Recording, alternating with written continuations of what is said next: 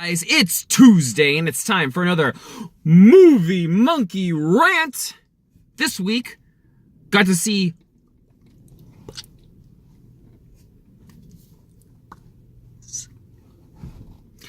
I got to see A Quiet Place, and I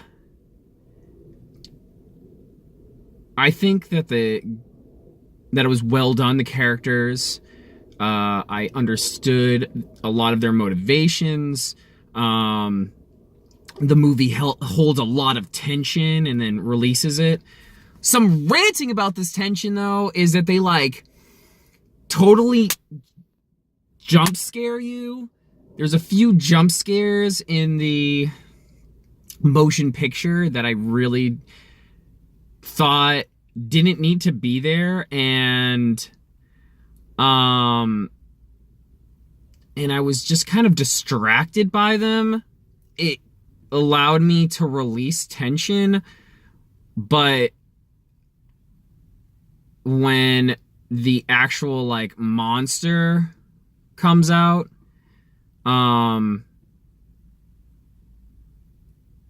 it just detracts from that. It detracts from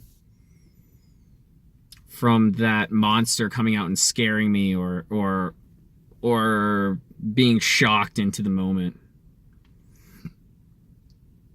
Anyways, beyond that, let me just rant for a second.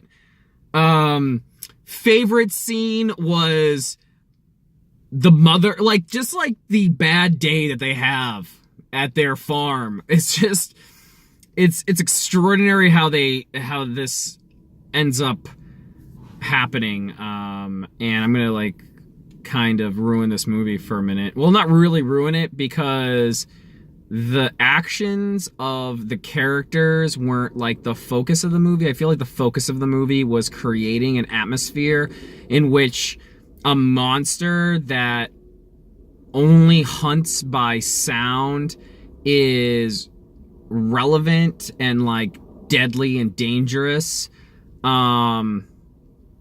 And that's what the movie really does, is it brings you into that universe so that this monster can do its monstery things. And there's a scene in the movie where there's a nail sticking up and you can't make any sound. So this woman who's pregnant, she's pregnant, about to give birth, her water just broke. She's walking down the stairs and she nails herself.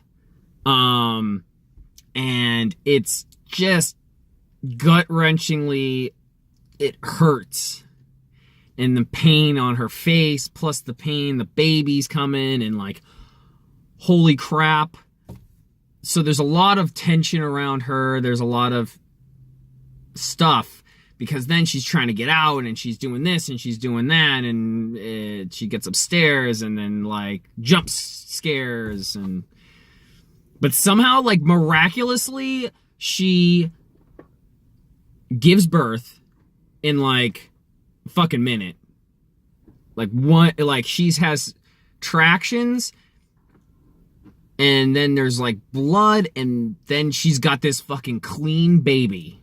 In the next scene, she's got this baby, and there's no, I'm how does she cut the umbilical cord? Isn't there a lot more going on than you're pregnant and then you got a perfectly fine baby just chilling? So that was distracting for me.